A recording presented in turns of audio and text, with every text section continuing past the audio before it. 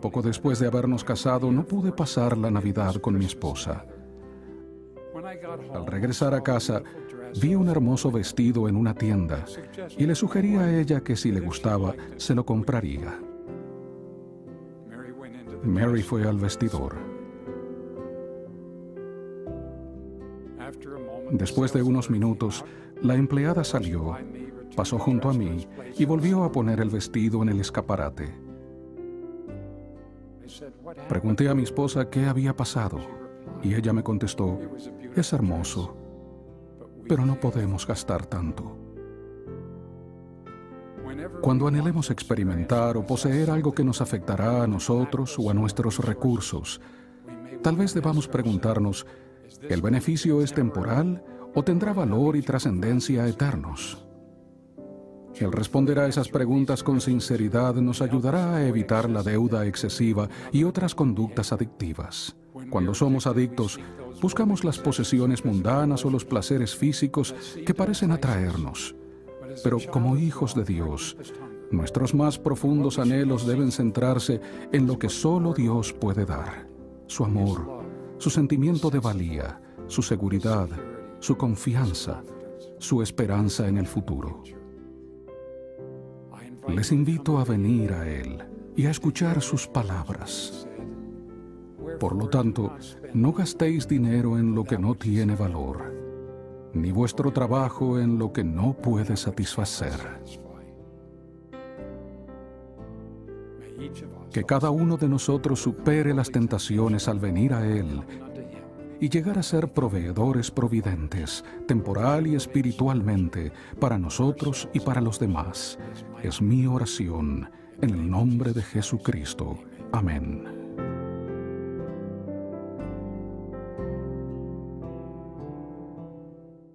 Hola mis amados hermanos y hermanas, muy buenos días, bienvenidos una vez más a la Escuela Dominical de Ven Sígueme con su hermano y servidor Walter Posada. Gracias por hacer de esta su clase favorita y gracias porque compartes esta clase con miles y miles de personas cada domingo y cada semana. Hoy estudiaremos la Epístola de Tesalonicenses. El manual de Ven Sígueme la titula Completemos lo que falta a vuestra fe. Estudiaremos esta clase desde mañana lunes 16 hasta el próximo domingo 22 de octubre y vamos a estudiar las 2 epístolas a Tesalonicenses. Y como siempre, pues vamos a resolver algunas preguntas en esta escuela dominical. Por eso es importante que tú puedas dejar tus comentarios aquí abajo para que todos los que comparten la clase contigo puedan nutrirse y yo también pueda aprender de tus palabras. Así que espero que con sinceridad nos puedas ayudar. Quiero hacer unas preguntas para el día de hoy. La primera, ¿cómo puedo predicar con amor y sinceridad a los demás? Una buena pregunta, porque finalmente todos somos maestros en la iglesia, líderes, y de alguna u otra forma enseñamos el evangelio. Entonces, ¿cómo hacerlo con sinceridad de corazón, con el Espíritu del Señor? Tal vez hoy podemos aprender eso en esta clase. La segunda pregunta es algo que me impacta mucho de manera personal. Quiero saber más de esto. ¿Cuál es el proceso para llegar a ser santo? Hablemos un poco de eso en la clase del día de hoy. La tercera pregunta es ¿cómo puedo ayudar? O más bien, ¿cómo puedo proveer para mi familia y ayudar a otras personas? Una cuestión también que es de suma importancia y que creo que a todos nos preocupa en algún momento: cómo proveer suficiente, ser autosuficientes y también poder ayudar a otros. Y la cuarta pregunta que quiero hacerte este día es muy personal, muy del corazón, porque a veces hablamos de ella como algo general. ¿Qué es la apostasía? Y bueno, cuando descubramos, o más bien comprendamos completamente qué es la apostasía, la pregunta importante sería: ¿puedo yo tener apostasía personal? Con estas preguntas, hagamos un resumen, un contexto de lo que es esta clase. La primera y la segunda epístola de los tesalonicenses son 2 de las cartas escritas por el apóstol Pablo a los miembros de la iglesia en Tesalónica, una ciudad de Grecia. Ambas cartas se encuentran en el Nuevo Testamento y abordan diferentes temas y preocupaciones relacionadas con la vida cristiana, la enseñanza del evangelio y bueno, todo lo que eso afecta a la vida de los santos, tanto tuya como la mía, pero los santos de ese tiempo. Aquí voy a darte un breve resumen de cada una de estas epístolas. Primera de Tesalonicenses es una carta que fue escrita por Pablo junto con Silvano y Timoteo, con el propósito de agradecer a Dios por la fe, el amor y la esperanza de los santos en Tesalónica. Pablo elogia su fe y perseverancia en medio de la persecución y les asegura que Dios los compensará por toda su fidelidad, lo mismo que hace con nosotros. También en esta epístola él aborda preguntas y preocupaciones sobre la segunda venida de Jesucristo y la resurrección de los muertos, temas doctrinales muy importantes. Pablo también nos enseña que nadie sabe cuándo sucederá la segunda venida y exhorta a todos a que estemos siempre listos y que vivamos una vida justa. En la segunda epístola de Tesalonicenses podemos encontrar una carta en la que Pablo expresa una preocupación muy personal, pero que angustia su alma, lo que ha surgido en la iglesia de Tesalónica, que se relaciona con la idea de que la segunda venida de Jesucristo ha ocurrido o está a punto de ocurrir. Pablo califica que ciertos eventos, incluida la aparición del hombre de pecado, a menudo entendido como el anticristo, deben suceder antes de la segunda venida. Pablo también nos enseña y nos anima a que como miembros de la iglesia seamos diligentes en el trabajo, que evitemos la pereza, ya que algunos miembros habían dejado de trabajar creyendo que la segunda venida del Señor ya era inminente. Podría pasar hoy en día que alguien dijera, ya va a venir el Salvador, entonces ya no trabajemos más. Eso estaba pasando con los santos en ese momento. En resumen, mi amado hermano, mi amada hermana, ambas cartas tratan sobre temas como la fe, el amor, la esperanza, la perseverancia, la resurrección, la segunda venida, la diligencia de nuestras responsabilidades temporales y espirituales. Todo lo que nos hace santos en un conjunto.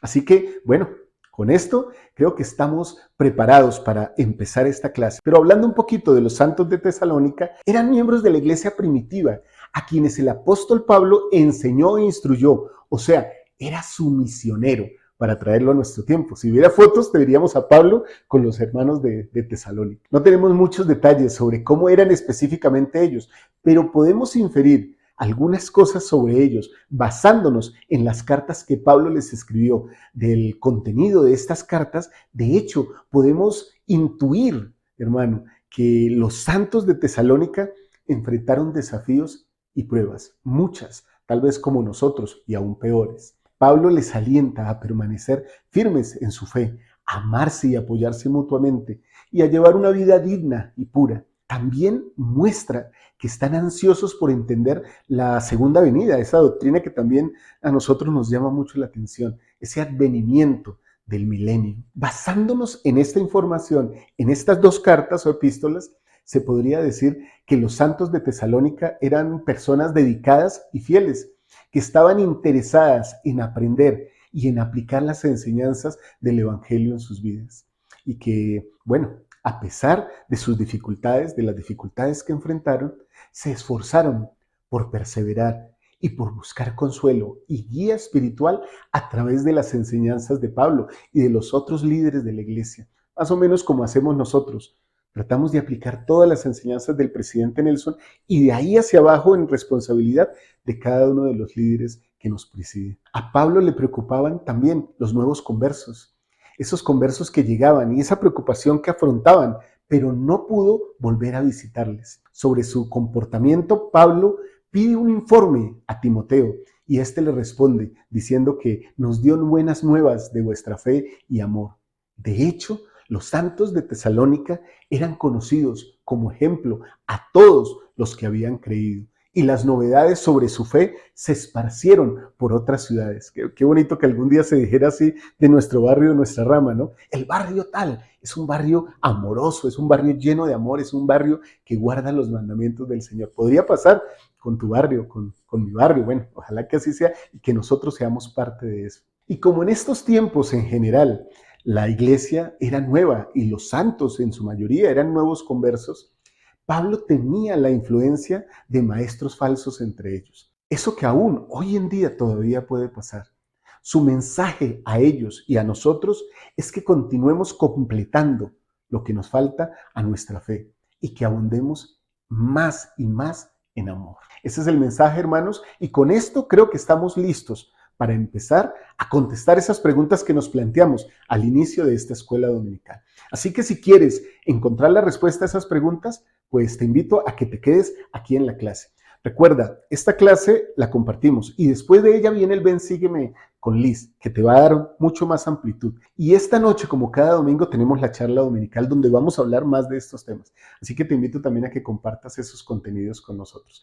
Bienvenido al salón de clases virtual, a la escuela dominical, al Ven Sígueme con tu hermano y servidor, Walter Posada.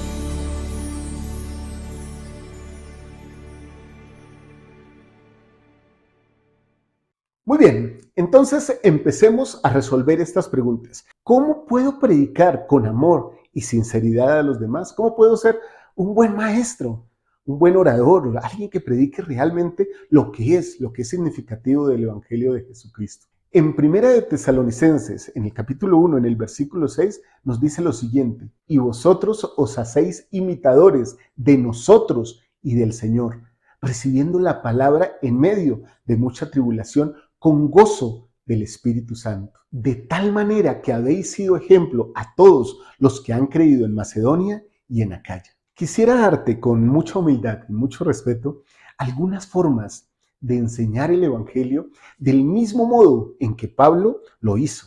Y como vemos también, los santos de Tesalónica hicieron exactamente esto. Porque predicar por medio del ejemplo es una manera poderosa de compartir el Evangelio y nuestras creencias como miembros de la Iglesia de Jesucristo de los Santos de los Últimos Días con muchas personas. Entonces mis sugerencias son estas: vive según tus creencias. Practica tus creencias en tu vida diaria. Asiste a la iglesia, ora, estudia las Escrituras y vive los mandamientos. Cuando las personas noten que vives una vida basada en principios y amor, es posible que se interesen en aprender más sobre lo que a ti te motiva. También te invito a que muestres amor y paciencia. Jesucristo, nuestro Salvador, enseñó que debemos amar a nuestro prójimo y ser considerados y amables con los demás. Al dar un ejemplo de bondad, paciencia y aceptación hacia otros, vas a demostrar y tu luz va a irradiar las enseñanzas de Cristo en acción, en tu propia vida. Otra cosa que puedes hacer para predicar con ejemplo y con poder es ser un buen ciudadano. Cuando cumples con tus responsabilidades cívicas y comunales, pagas tus impuestos, obedeces las leyes, votas y participas en iniciativas que mejoren tu comunidad, todo eso te va a ser un ejemplo a seguir. De hecho, al hacerlo, demostrarás que los santos de los últimos días son personas responsables y comprometidas con el progreso de su ciudad, de su comunidad, de su país. Sirve a tu prójimo. Busca oportunidades para servir a otros, tanto dentro como fuera de la iglesia. Ayuda a las personas que necesiten asistencia y participa en proyectos de servicio comunitario. El servicio al prójimo, tú lo sabes, es una forma de ser un ejemplo de las enseñanzas de Jesucristo. Otra manera de enseñar con ejemplo y con poder es compartir las experiencias espirituales. A veces nos quedamos callados. No tengas miedo de compartir tus experiencias y tu testimonio con los demás cuando surja la oportunidad. Al hablar abierta y sinceramente sobre tu fe y cómo ha influido y mejorado tu vida, tal vez vas a poder inspirar a otros a investigar en lo que tú crees. Siempre habla de la iglesia con positivismo y habla de todas las cosas de manera positiva. Afronta las adversidades con esperanza y optimismo. Cuando tú enfrentas tus pruebas y tus desafíos con mucha fe en Dios y confianza en su plan, puedes demostrar a los demás cómo el Evangelio te brinda paz y consuelo a ti. Recuerda, no tienes que ser perfecto para ser un buen ejemplo. Bueno, nadie, ninguno enseñaría. No podría estar yo aquí enfrente, ni tu obispo, ni tu presidente está acá. Nadie podría predicar. Pero lo que sí puedes hacer es esforzarte por mejorar y aprender de tus errores. Al hacerlo, vas a mostrar que el Evangelio de Jesucristo es una forma de vida, no una tendencia, sino una forma de vida que te ayuda a crecer y a ser más como nuestro Salvador Jesucristo. Ahora, en el capítulo 2 de esta epístola podemos tomar de Pablo y otros discípulos algunos consejos prácticos para nosotros a la hora de enseñar el Evangelio dentro y fuera de la iglesia. Y si te parece bien, vamos por cada versículo pertinente, subrayando el principio de enseñanza aplicado por ellos y que nosotros deberíamos tener en cuenta. Pues aún habiendo padecido antes y siendo afrentados en Filipos, como sabéis, tuvimos valentía en nuestro Dios para anunciaros el Evangelio de Dios en medio de gran oposición. Aquí en este versículo te invito a que subrayemos la palabra valentía en nuestro Dios para anunciaros el Evangelio. Bueno, un maestro no puede enseñar el Evangelio si no lo hace con valentía. La valentía no es arrogancia, no vayas a pensar. Ser valiente entonces es decir, yo creo y yo enseño de esta manera y yo soy así. No, la persona que es valiente es clara, es estricta. La estrictez es claridad en las palabras. Es ser asertivo, es decir lo que hay que decir de una manera respetuosa y sin herir los sentimientos de otra persona. Ahora pasemos al versículo 4. En este versículo Pablo nos dice, sino que según fuimos probados por Dios para que se nos confiase el Evangelio, así hablamos, no como para agradar a los hombres, sino a Dios, que examina nuestros corazones. Aquí te invito a que subrayemos esta frase, no como para agradar a los hombres. Un maestro del Evangelio no debe enseñar como para atraer la atención, como para que otros piensen cuánto sé yo, cómo conozco del Evangelio, cómo manejo la doctrina. No, si ese es el fin, creo que ya el Espíritu no está presente. Así que cuídate de querer tú ser el centro de la atención y permite que más bien tu enseñanza sea para agradar a Dios. Aquí quiero compartir contigo una pequeña historia que seguramente ya he compartido en alguna clase. Y es que alguna vez cuando mi hija Liz era más pequeña, tal vez tenía 10, 11, 12 años, le asignaron un discurso en la reunión sacramental. Recuerdo que ella vino a pedir consejo y me preguntó, papi, ¿de qué debo hablar? Recuerdo que le di una respuesta que luego yo la apliqué a mi vida, porque sentí que era una respuesta inspirada, que el Señor no solo le estaba dando a ella, sino que al mismo tiempo me estaba enseñando a mí como padre, enseñándole a ella lo que yo debía enseñar siempre que tuviera la oportunidad. Y es lo que le dije. La pregunta no es qué debes decirles, la pregunta es ¿qué quiere el Señor que tú les digas? Realmente los maestros lo que hacemos es expresar la voluntad de Dios, hablar de la doctrina a través de las Escrituras, de los profetas del Señor, para que sean sus palabras, no las nuestras, las que lleguen al corazón de los hijos de Dios. Bueno, yo estoy aprendiendo muchas cosas aquí, al igual que tú, así que espero que dejes tus comentarios aquí sobre todos estos asuntos. Pasemos al versículo 5. Este dice lo siguiente, porque nunca fuimos lisonjeros en la palabra, como sabéis, ni encubrimos avaricia. Dios es testigo. Entonces aquí subrayamos la frase, nunca fuimos lisonjeros en palabras. Ser lisonjero en palabra es querer agradar a todas las personas. Sí, hermano, lo que tú dices está bien. Sí, lo que tú dices, sí, aunque estén errados. Recuerda, hay que ser asertivo, no grosero, pero enseñar con valentía, no con lisonja. La persona que es lisonjera se conoce porque siempre está alabando a los demás y se respira en sus palabras un espíritu manipulador.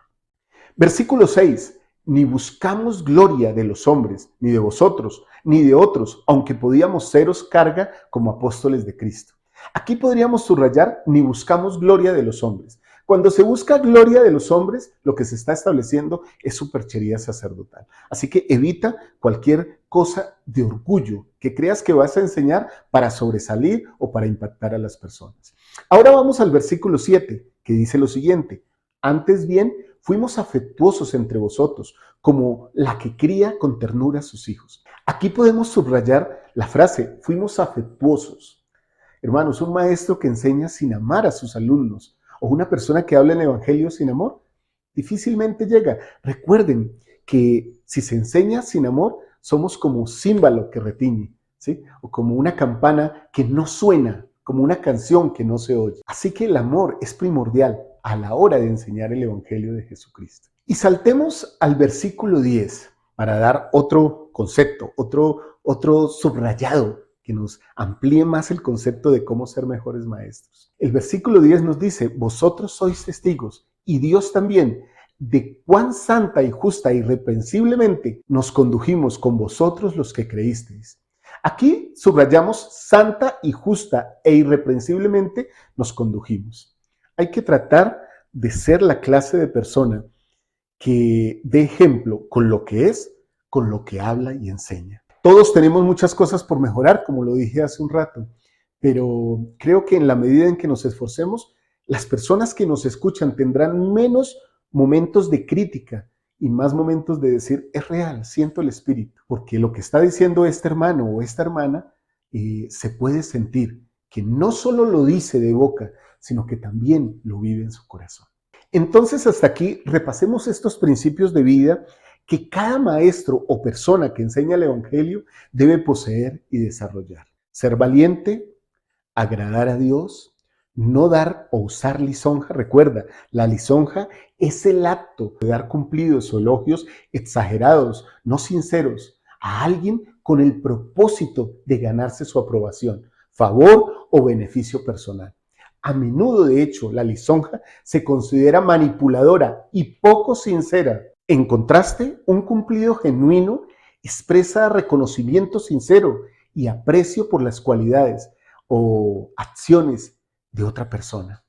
En la enseñanza cristiana es importante esto, sea auténtico y genuino en tus interacciones con los demás y evita la lisonja o intentar manipular a las personas. Otra cosa que aprendimos también es no buscar la gloria de los hombres. A esto, como ya lo dije hace un momento, se le conoce como la superchería o superchería sacerdotal. La superchería es el acto de engañar o manipular a otros o usar trucos o artimañas para hacer creer a alguien algo falso o pretender tener habilidades o conocimientos o poderes que en realidad no se poseen.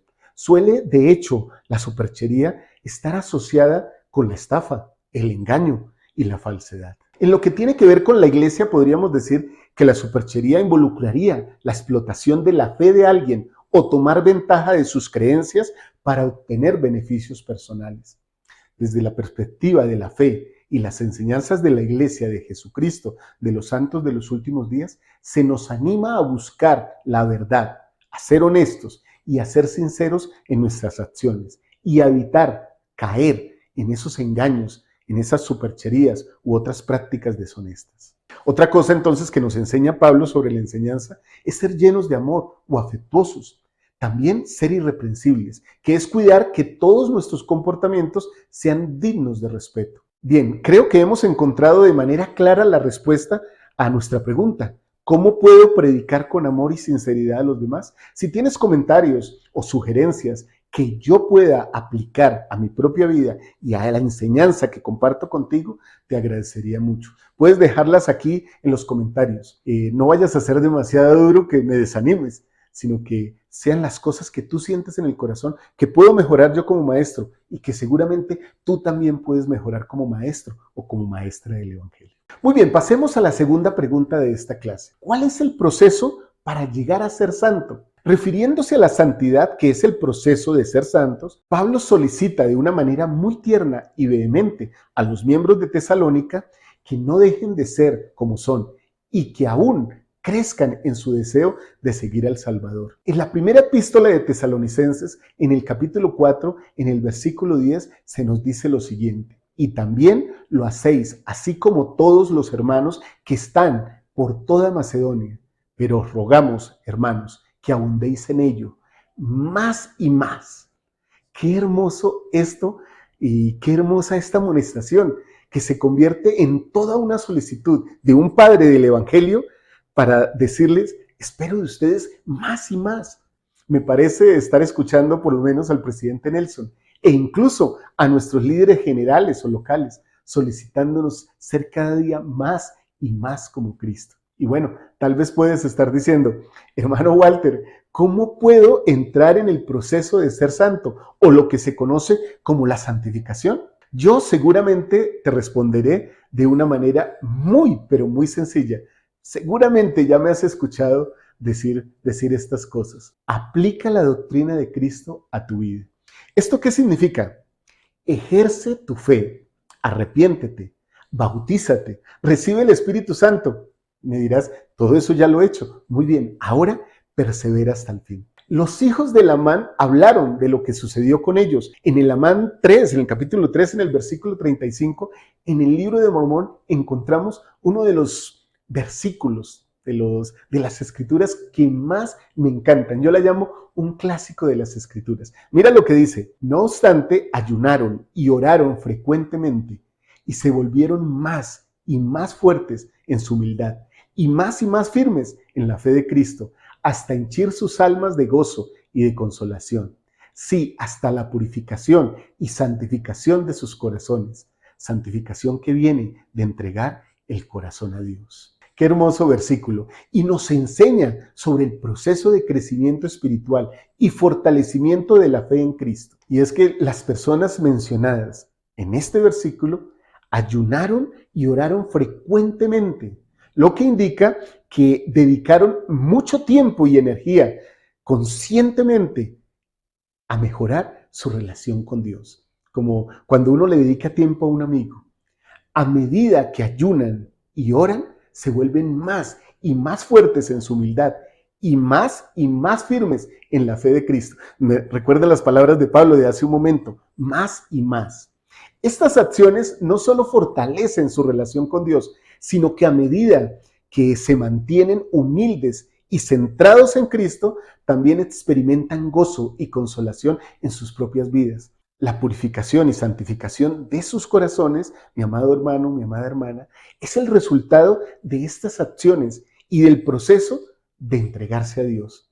La santificación o el proceso de hacerse más santo y puro proviene de la entrega de nuestro corazón, de tu corazón a Dios. Al entregar tu corazón de esa manera, tú puedes permitir que Él transforme tu vida y te haga más parecido a Él. En resumen, este versículo de Lamán 3:35 nos enseña que a través del ayuno, la oración y la humildad y la fe en Cristo, tanto tú como yo podemos experimentar un crecimiento espiritual significativo, lo que nos llevará a experimentar gozo y consolación, así como a purificar y santificar nuestros corazones al darlo, literalmente al decirle: Padre Celestial, aquí está mi corazón, lo pongo en tus manos, haz con él lo que tú desees. De hecho, es lo único que puedo hacer, dar mi voluntad a Dios. A través de estas acciones y de entregar nuestro corazón a Dios, podemos alcanzar un crecimiento espiritual significativo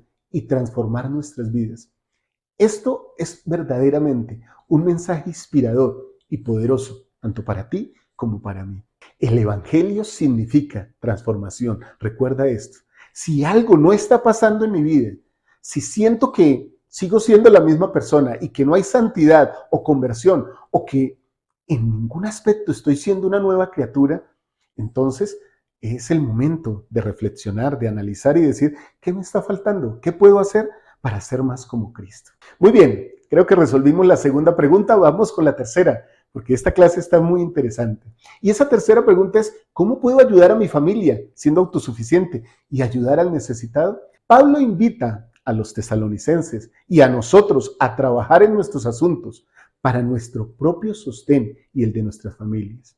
En segunda de Tesalonicenses, en la segunda epístola, en el capítulo 13, el versículo 12, miremos lo que Pablo nos dice: y a los tales les mandamos y exhortamos por nuestro Señor Jesucristo, que trabajando con sosiego coman su propio pan. Y en la primera epístola, en el capítulo 4, los versículos 11 y 12, nos dice lo siguiente: y que procuréis tener tranquilidad y ocuparos de vuestros asuntos y trabajar con vuestras manos de la manera que os hemos mandado, a fin de que andéis honradamente para con los extraños y no tengáis necesidad de nada.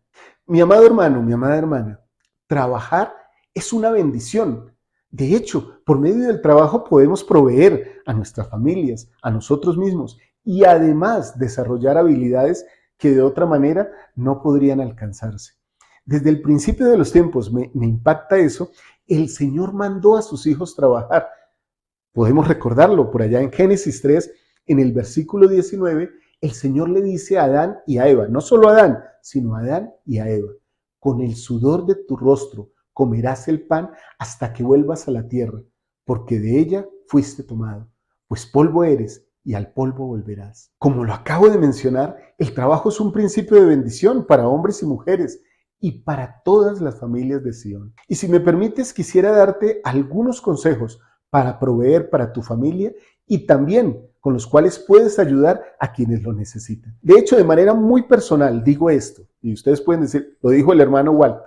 Respondo por eso. Creo yo que un santo de los últimos días, autosuficiente, solo puede decir que lo es cuando tiene para proveer suficiente para su familia y puede ayudar a otros sin afectar el presupuesto o lo que tiene para su propia casa. Y esto no significa que no podamos dar liberalmente de lo que tenemos, significa ser ordenados y por medio del principio del trabajo recibir todas esas bendiciones que el Señor nos da. Ahora, voy a darte algunos consejos. Mira, el primero, administra y planifica tus finanzas para poder cubrir tus necesidades básicas y las de tu familia, como vivienda, alimentos, educación y atención médica. Al crear y seguir un presupuesto, también puedes identificar áreas donde podrías ahorrar dinero o compartirlas con aquellos que lo necesitan. Si ya te sobra, entonces ahí puedes hacer mucha más caridad. Trabaja y adquiere habilidades. Tener un trabajo estable y adquirir habilidades te permitirá proveer para tu familia. También piensa en otras maneras de tener ingresos adicionales, como tal vez trabajos temporales, o por qué no comenzar un pequeño negocio. De esto aprendemos mucho en la iglesia, hay muchos cursos de autosuficiencia, de cómo mejorar o tener un nuevo empleo, o cómo iniciar un negocio. Habla en tu barrio, con tu obispo, o con el especialista de autosuficiencia, seguramente te van a ayudar mucho. Otro consejo que te doy, y te lo doy de manera muy respetuosa, es que seas sabio y generoso en tus decisiones financieras. Evita el endeudamiento innecesario y practica la moderación en todos tus gastos. Esto te lo digo de manera personal. Yo incurrí en muchas deudas en un momento de mi vida y casi que sentí que estaba en un hueco sin salida. Así que te invito de corazón a que no caigas en deudas. Si no tienes para comprar o adquirir algo ahora, no lo adquieras, no te metas en créditos innecesarios. Y cuando digo innecesarios es porque tal vez hay algunas deudas que sí pueden ser necesarias. Tal vez una casa, tal vez un vehículo, si es el medio de transporte, tal vez la educación. De resto, creo que hay cosas que podrían esperar hasta que ahorraras por ellas y las pudieras comprar en efectivo, sin necesidad de recurrir al crédito. Todas estas cosas te van a permitir tener recursos adicionales para ayudar a quienes lo necesitan. Y aquí entonces viene el siguiente consejo de mi parte. Presta servicio.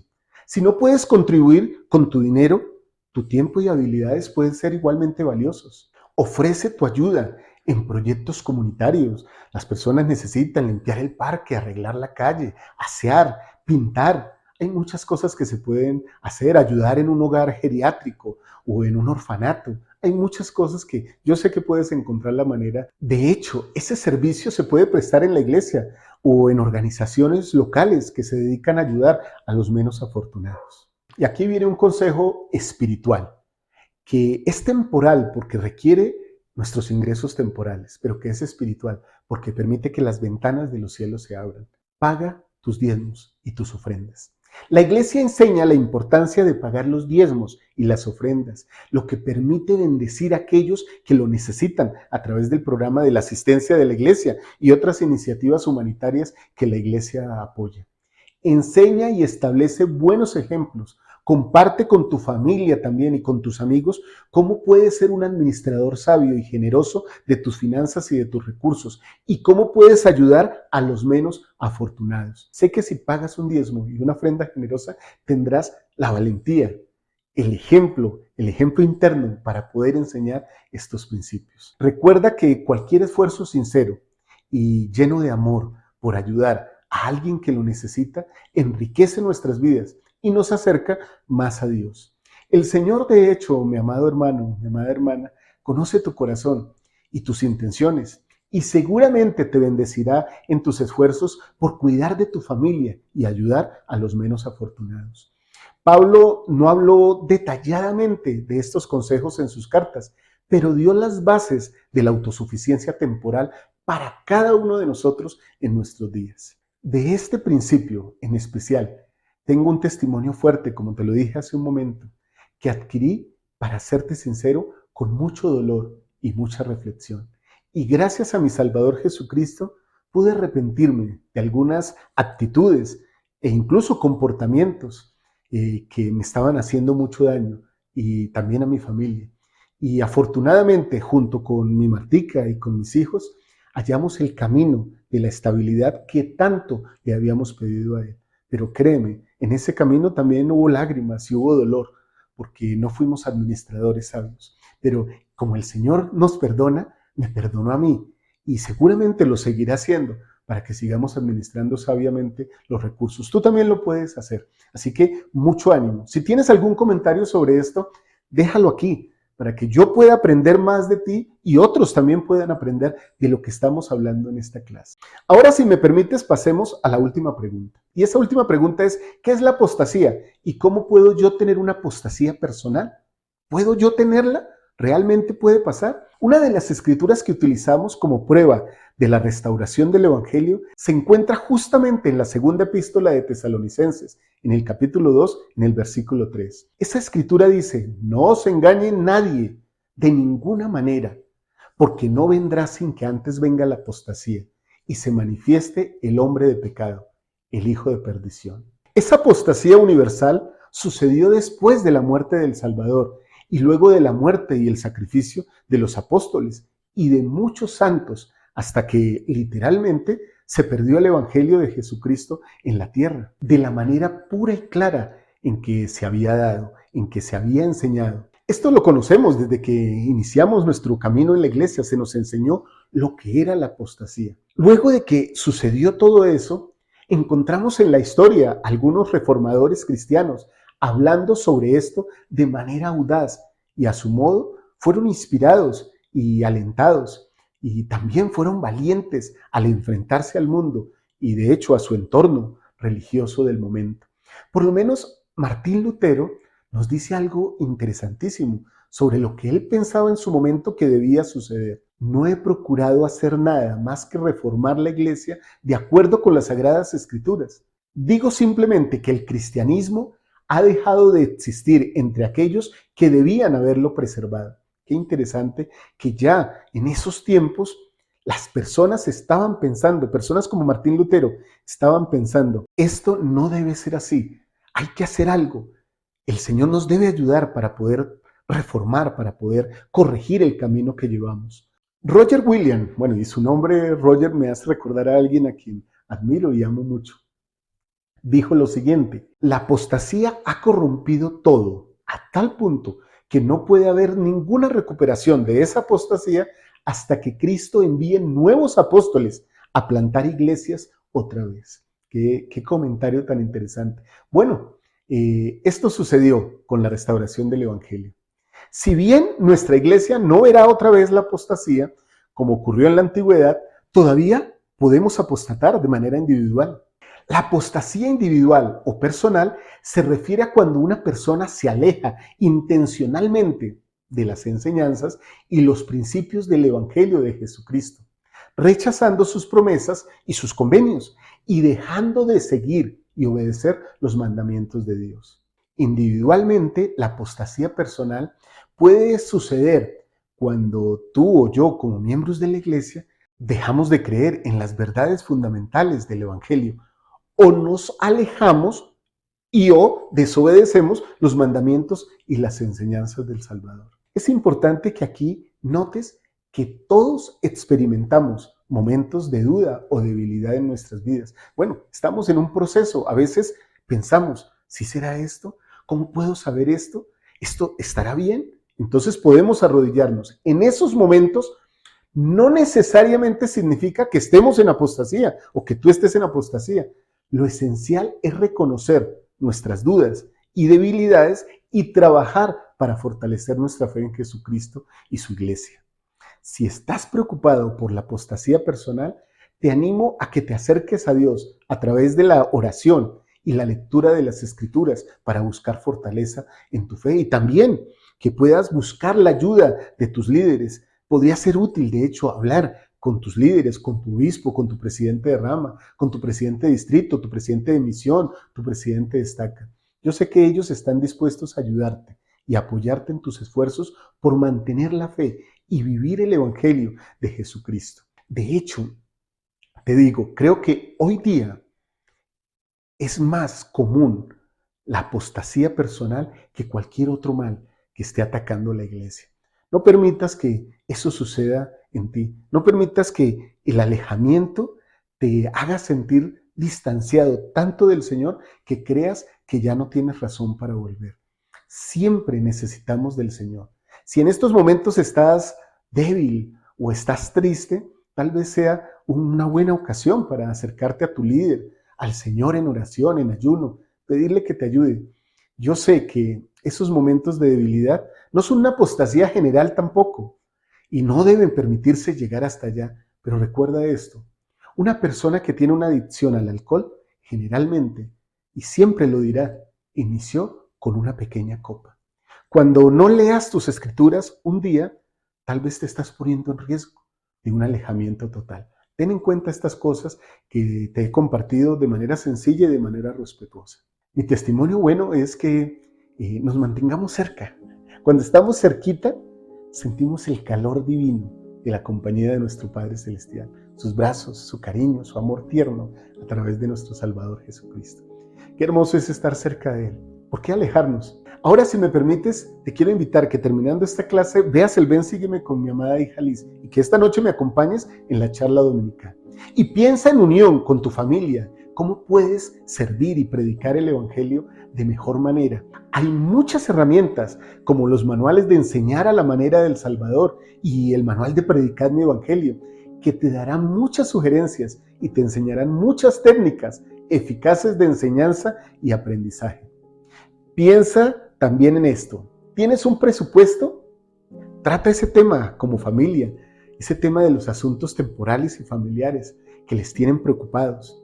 Te prometo que vas a encontrar en unión y en oración muchas soluciones para aplicar en tu situación temporal en esta tierra. Mi testimonio es que así es y que todas estas cosas nos ayudarán a seguir caminando en ese proceso de santificación, porque finalmente eso es lo que quiere el Señor. Nuestro Padre Celestial no creó este plan para alejarnos de Él. Este plan de salvación, conocido también como el plan de redención o el plan de felicidad, está hecho para traer a todos los hijos de Dios a Jesucristo, para que Jesucristo nos pueda presentar ante el Padre, porque Él ha pagado nuestra deuda. Él es nuestra mejor autosuficiencia espiritual. De mi parte, quiero invitarte también hoy, con mucho respeto, a que si tienes alguna necesidad emocional, puedas acudir a una fundación, la cual dirijo en la parte operacional y que sirvo incluso con tus hermanos que conoces tanto como Pepe Valle o Liz Posada. Trabajamos y servimos en esa fundación de manera voluntaria. Se llama Autosuficiencia Emocional. Voy a dejarte el mensaje por aquí abajo también para que puedas conectarte si tienes alguna necesidad. Proveemos ayuda psicológica para tu bienestar emocional y el de tu familia sin ningún costo. Muchos psicólogos en todo el mundo, miembros de la iglesia, están prestando ese servicio también para ti, como parte de la autosuficiencia que todos necesitamos, el bienestar que todos necesitamos. Gracias por acompañarme en esta clase. No olvides dejar tus mensajes. Recuerda, contesto personalmente cada mensaje y cada pregunta que hagas aquí abajo de esta clase, me tomo el tiempo para contestarle. Así que un abrazo, mi amigo, mi amiga, mi hermano, mi hermana. Feliz día de reposo si estás viendo esta clase en domingo y feliz semana llena de éxito si la estás viendo esta clase el lunes, el martes o el miércoles. Te amo muchísimo. Espero que esta clase a ti y a mí nos ayude a ser un poquito más semejantes a nuestro Salvador Jesucristo. Un beso, un abrazo. Te amo muchísimo. Chao, chao. Espera, aún no te vayas. Si te gustó este contenido y esta clase de Ven, Sígueme, te invito a que veas la clase de Ven, Sígueme de la semana anterior. También para que nos puedas acompañar en la clase de institutos. Puedes tomar institutos con nosotros con esta clase de institutos del Libro de Mormón. También para que me acompañes en la noche de hogar. Todos los lunes en la noche puedes acompañarnos con tu familia en la noche de hogar. y también para que todos los días, de martes a viernes, nos acompañes en el Club de Lectura. Toda esta programación es para ti y la hacemos con amor. Disfrútala y comparte.